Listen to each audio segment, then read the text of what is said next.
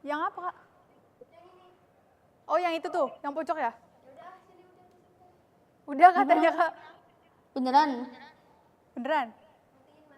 Mati. Nyari lagi, Kak, belum?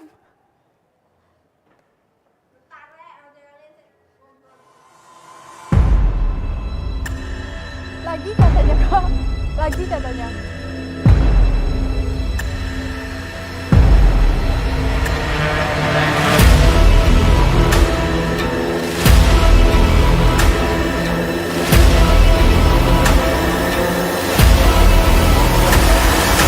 Iya, iya. Bukan itu. Ini. Gak jadi katanya, Kak, gak jadi. Maaf, maaf.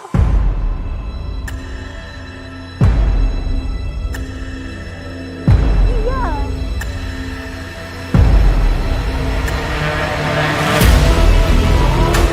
Gak jadi katanya, Kak.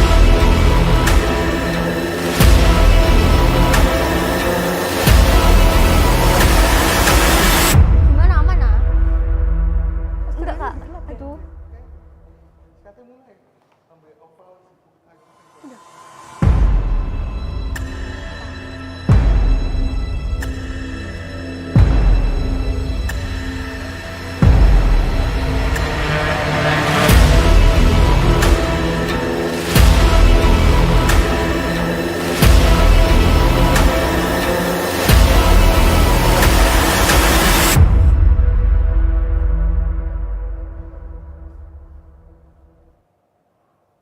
Ada 7.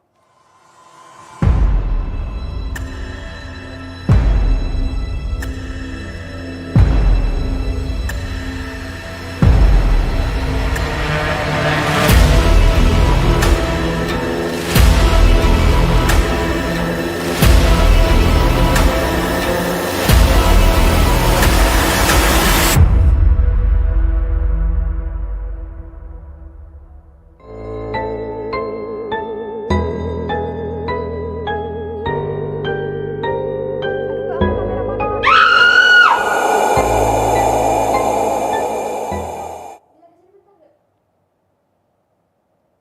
Dah, oh, itu nih.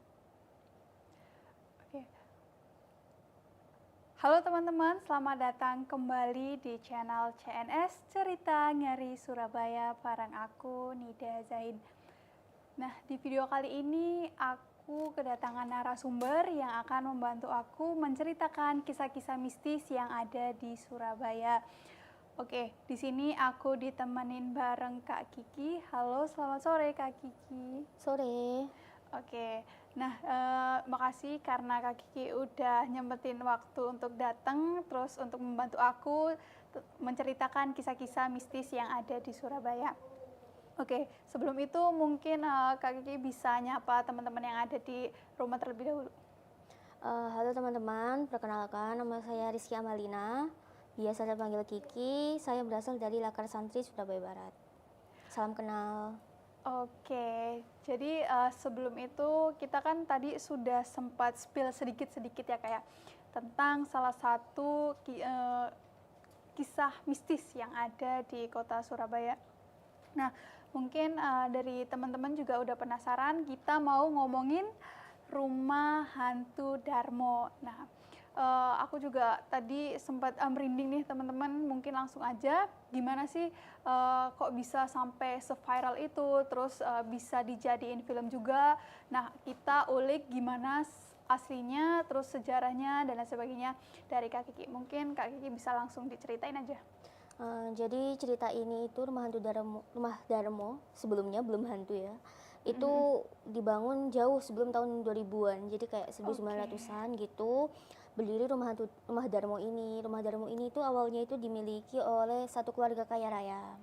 Kaya raya sekali. Namun sayangnya mereka mendapatkan kekayaan itu dari pesugihan. Perjanjian bersama iblis seperti itu. Nah, dalam perjanjian tersebut mereka diharuskan untuk menumbalkan manusia setiap malam Jumat. Nah, awalnya mereka lancar tuh memberikan tumbal manusia setiap malam Jumat. Namun semakin kesini kok semakin susah ya mereka mendapatkan tumbal manusia itu. Akhirnya mereka melanggarlah perjanjian itu dan mengganti tumbal manusianya itu dengan hewan seperti itu. Nah, dari situlah mulai terpatik kemarahan si iblis dari perjanjian itu. Kan harusnya manusia malah diganti sama hewan. Kan itu udah melanggar perjanjian ya. Apalagi kalau pesugihan itu kan taruhannya nyawa. Nah, ketika keluarga ini mulai tahu nih kalau misalnya iblis mulai marah dan akan mengejar mereka sampai kapanpun itu, dimanapun itu, mereka mengambil cara kabur dengan kapal. Jadi via laut seperti itu. Berharap bisa kabur kan. Namun karena kuatnya si iblis ini dan kuatnya perjanjian itu, tetap saja mereka mendapatkan akibat dari pelanggaran janji itu, yaitu mereka tenggelam di kapal. Sampai sekarang nggak pernah ditemukan jasad dari keluarga tersebut maupun bangkai kapalnya seperti itu. Nah, ternyata ada 2 anggota keluarga yang ternyata nggak ikut dalam perjalanan tersebut. Jadi 2 anggota keluarga itu ada bayi sama 1 asisten rumah tangga yang mengurus bayi itu, seperti itu. Mereka selamat dan diduga 2 anggota yang si bayi itu adalah ahli waris dari keluarga tersebut gitu. Nah, usut punya usut, katanya orang-orang sekitar setiap malam Jumat itu ada 1 mobil yang berhenti depan rumah dan menyuruh pegawainya atau supirnya untuk menaburkan bunga seperti itu. Nah, diduga si pemilik mobil ini itu ahli waris dari rumah Darmo tersebut seperti itu. Namun untuk faktanya dan kebenaran dari isu tersebut itu belum bisa dipastikan ya, tapi cerita yang beredar seperti itu. Oke, berarti memang dari awal antara manusia dan keluarga tersebut terus kan melakukan perjanjian dengan iblis, memang keluarga tersebut bersalah karena melanggar. Terus untuk yang tadi juga kakak menyebutkan kalau ada 2 orang yang nggak ikut berlayar saat keluarga tersebut pergi. Nah, apakah 2 orang yang tidak ikut tersebut itu mendiami rumah hantu Darmo yang sekarang viral, atau memang 2 keluarga tadi yang masih punya ikatan itu gak tinggal di situ, atau untuk saat ini rumahnya tetap dibiarkan kosong, atau mungkin ada keluarga lain gitu Kak yang menempati? Untuk faktanya kita nggak si ahli waris dan ART yang tidak ikut itu tidak tinggal di situ, tapi nggak tahu ya tinggal di mana mereka faktanya. Tapi ada 1 keluarga lagi semenjak kejadian itu yang tinggal di rumah itu. Jadi 1 keluarga ini tuh menyewa rumah Darmo tersebut tanpa tahu kalau misalnya rumah ini tuh bekas pesugihan, terus perjanjian dengan iblis, sangat wingit, sangat angker kayak gitu. Nah, karena menghuni tempat yang angker dan wingit ini, mereka mendapatkan akibatnya yaitu suatu malam ketika mereka tidur lelap, ada sekelompok perampok yang merampok rumah tersebut ya, dan membunuh seluruh anggota keluarga rumah tersebut seperti itu. Tidak ada yang tersisa sama sekali. Mungkin itu juga akibat ya dari menghuni rumah yang angker dan bekas perjanjian setan kayak gitu. Oke, berarti kalau dilihat dari cerita yang tadi udah kakak paparkan juga, untuk keluarga kedua ada kisah tragis yang pembunuhan ya Kak, terus dirampok juga gitu. Karena memang aku dari segi mistis juga salah satu yang benar yang kakak tadi omongin itu salah satu akibat dari menghuni rumah tersebut. Oke, berarti kalau dari cerita-cerita yang tadi udah kakak paparkan, rumah hantu tersebut itu kembali kosong dan dari warga sekitar juga kayak menarik perhatian banget, itu viral banget. Apakah kakak sendiri pernah berkunjung di situ, atau memang dari warga sendiri sering bolak-balik ke situ atau gimana? Kalau untuk saya pribadi, saya cuma pernah lewat ya, tapi tidak pernah tertarik untuk mendalami atau masuk ke dalam atau mengeksplor lebih lanjut. Tapi saya cuma pernah lewat dan menurut kabar yang beredar, rumah ini itu menarik perhatian banyak pecinta horor Indonesia maupun Surabaya. Sangat terkenal sekali karena kisah angkernya, dan banyak juga orang-orang yang datang untuk sekedar foto-foto atau membuat konten atau uji nyali kayak gitu. Jadi ya menarik perhatian banget lah, menjadi tempat wisata seperti itu. Nah, namun sayangnya ada juga hal negatif yang datang dari tempat kosong tersebut. Jadi selain tempat wisata juga ada beberapa oknum-oknum tidak bertanggung jawab biasanya anak bolos sekolah gitu yang menggunakan tempat tersebut untuk bolos dan melakukan hal-hal yang Gak tidak serono. senonoh. Iya, seperti itu. Jadi itu dampak negatifnya dan membuat warga sekitar risau dan khawatir ya, merasa tidak Betul, nyaman. Akhirnya mereka melaporkan ke pihak berwajib dan akhirnya itu sudah ditertibkan lagi. Namun sayangnya rumah hantu Darmo ini itu yang sekarang berdiri itu udah bukan kayak dulu lagi, soalnya tahun 1900-an itu 1997 lebih tepatnya itu kebakaran. Jadi sekarang tinggal pondasi dan puing-puing saja. Oke. Nah, kalau dari lokasinya sendiri sebenarnya tuh lokasi tepatnya tuh di mana sih, Kak? Jadi lokasi rumah Darmo itu ada di Perum Puncak Permai 2, nomor 26, Kecamatan Tanjung Sari, Sukomanunggal, Surabaya, seperti itu. Oke, jadi buat teman-teman kalau misalkan penasaran, teman-teman bisa berkunjung di rumah hantu Darmo, tapi teman-teman tetap harus berhati-hati karena tadi juga Kak Kiki udah ngejelasin kalau misalkan rumah hantu tersebut itu bekas kebakaran. Jadi kalau misalkan memang tertarik untuk berkunjung, cukup di luarnya aja ya Kak ya. Oke. Baik, mungkin untuk segmen 1 kali ini bareng Kak Kiki yang tadi udah menceritakan tentang salah satu kisah mistis yang ada di Surabaya. Udah cukup banget, cukup mengulik tentang kisah-kisahnya. Terima kasih Kak Kiki karena udah ngesempetin waktunya buat cerita-cerita di CNS. Nah, buat teman-teman yang masih penasaran sama cerita-cerita lainnya, setelah jeda berikut ini, CNS masih akan kembali hadir dengan cerita-cerita kisah mistis yang menarik lainnya yang ada di kota Surabaya. Jadi buat teman-teman jangan kemana-mana karena misteri belum selesai.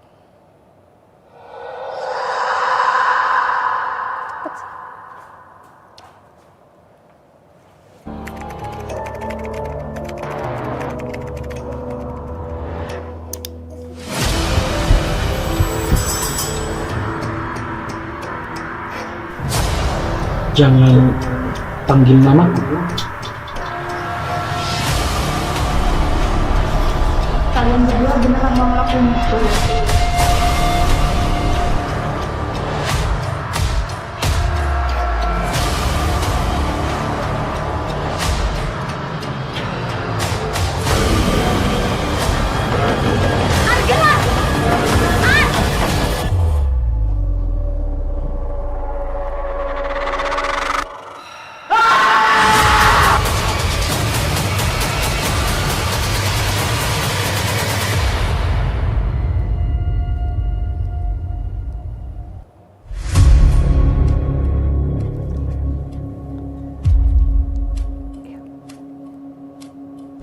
Nanti mati sendiri.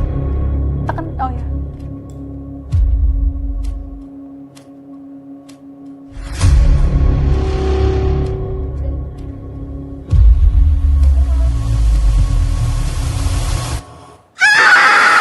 Masalahnya aku gak ingat, ingatan aku cuma sampai situ.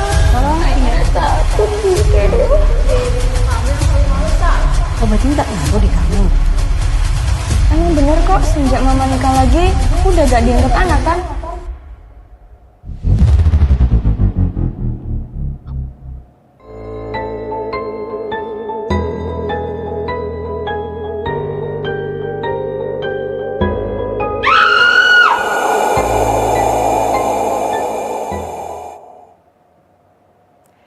Ya, selamat datang kembali di channel CNS Cerita Ngeri Surabaya bareng aku Nida Nadia Zain. Terima kasih teman-teman yang masih stay di channel CNS. Nah, untuk di segmen 2 kali ini aku ditemani narasumber oleh Kak Ros yang akan membantu aku menceritakan kisah-kisah lain, kisah-kisah mistis yang ada di kota Surabaya melalui via Zoom. Oke, mungkin aku akan sapa dulu. Halo Kak Ros. Halo. Oke, Kak, aku mau memastikan apakah suaraku terdengar jelas di sana? Iya, sudah terdengar jelas. Oke, Kak Ros, terima kasih karena udah nyempetin waktunya buat ngobrol-ngobrol cerita tentang kisah-kisah yang ada di Surabaya. Namun sebelum itu, Ros bisa nyapa penonton yang ada di rumah terlebih dahulu nih Kak. Halo, perkenalkan nama saya Siti Safratul Mahrusya, bisa dipanggil Rosa. Saya dari Wiyung, Surabaya. Oke, nah sebelum take juga kita tadi udah spill sedikit tentang kisah yang akan kita bawakan untuk teman-teman. Terus benar-benar kisahnya tuh sangat menegangkan banget. Nah mungkin dari teman-teman juga udah penasaran. Jadi Kak Ros bisa langsung aja ceritain gimana sejarahnya tentang Gedung Setan Surabaya. Jadi bisa langsung Kak Ros jelaskan juga. Oke, kita mulai dari sejarahnya dulu ya. Kayak Oke. kenapa disebut Gedung Setan gitu. Jadi gedung ini udah berdiri sejak tahun 1815 dan tadinya merupakan kantor VOC di Jatim. Jadi umur gedung ini kira-kira udah sekitar 200 tahunan. Gedung ini tuh modelnya kolonial Belanda tapi ada modifikasi supaya cocok dengan iklim tropis di Indonesia. Pemilik pertamanya orang Belanda, tentunya pemimpin VOC, nama belakangnya Middelkoop. Nah, setelah VOC ini setelah VOC ini tumbang dan pergi dari Indonesia, gedung ini tuh dibeli sama dokter keturunan Tionghoa, namanya Dokter Teng, di tahun 1945. Tapi Dokter Teng tidak menempati gedung itu. Sebaliknya, Dokter Teng ini berencana untuk menjadikan gedung itu sebagai tempat transit jenazah dan rumah duka. Karena sebelum jadi permukiman warga seperti sekarang, tanah di sekitar gedung ini itu area kuburan Cina yang menyambung ke pemakaman Bong Kembang Kuning. Gedung ini satu-satunya yang ada di sana gitu waktu itu. Nah, hal ini juga menyebabkan suasana di gedung ini itu mencekam saat malam ya. Nah, itulah salah satu cikal bakal kenapa disebut Gedung Setan. Letaknya juga sangat mendukung karena gedung ini dikenal sangat angker karena konon katanya beberapa rumah yang berdiri di tempat ini ada yang karena kan tanahnya itu bekas makam, jadi ada beberapa makam yang jenazahnya belum diambil tapi di atasnya itu udah dibangun rumah gitu. Jadi kerap terjadi hal-hal gaib. Ada juga versi cerita lain gitu. Jadi pada masa G30 SPKI itu ada kabar kalau akan ada orang-orang yang menyerang gedung ini. Terus penjaga gedung ini itu bikin rumor gitu supaya orang-orang menghindar dari gedung ini dan takut gitu di gedung ini. Nah, rumornya itu tentang gedung ini tuh ada setannya gitu. Karena kan orang zaman dulu itu kan masih percaya sama mistik gitu. Oke, berarti memang karena tadi juga udah jelasin kalau Gedung Sate itu berada di pemukiman yang masih ada bekas makam ya Kak, tadi udah Kakak jelasin juga. Nah, berarti untuk saat ini apakah gedung tersebut hanya kosongan atau ada beberapa kegiatan yang masih dilakukan di gedung tersebut? Terus juga apakah ada keluarga lain ataupun masyarakat yang sekitar dari gedung tersebut itu pernah menempati Gedung Setan itu Kak? Oke, jadi surprise-nya itu gedung ini ada penghuninya ternyata. Jadi ada sekitar 40 kepala keluarga atau mungkin saat ini lebih ya.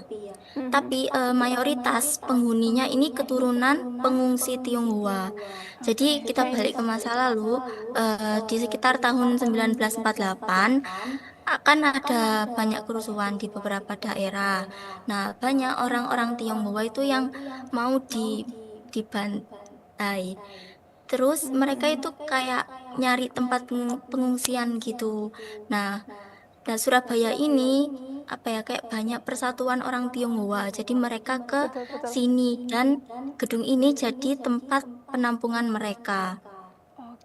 Nah, setelah kondisinya itu dirasa cukup cukup aman, orang-orang ini ada yang balik ke daerahnya masing-masing, ada yang menetap di gedung ini. Nah, orang-orang yang menetap di gedung ini itulah yang kayak anak turun-temurunnya itu masih ada sampai sekarang.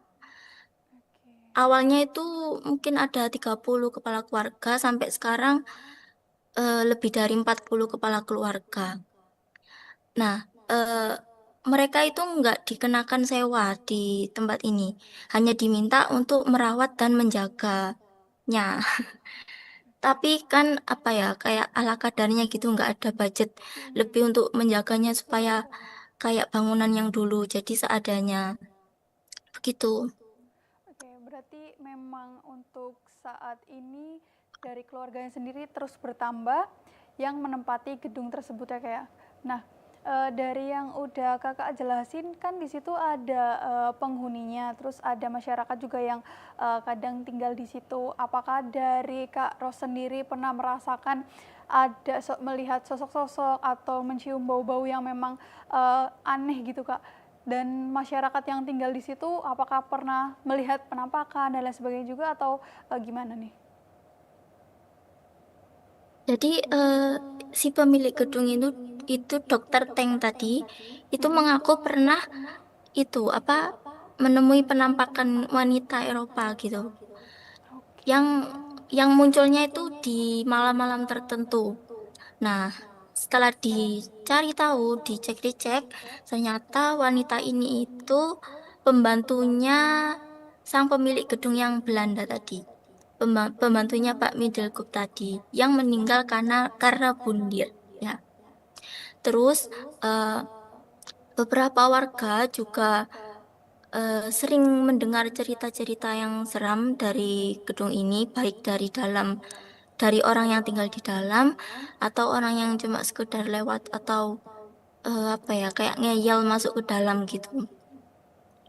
Banyak yang mengaku merasakan sesuatu yang nggak terlihat, kayak ada suara langkah kaki tapi nggak ada bentuk wujud fisiknya, terus suara pintu yang bisa terbuka tertutup sendiri, terus ada juga bayangan di jendela yang bisa bayangan bergerak gitu di jendela yang hitam gitu.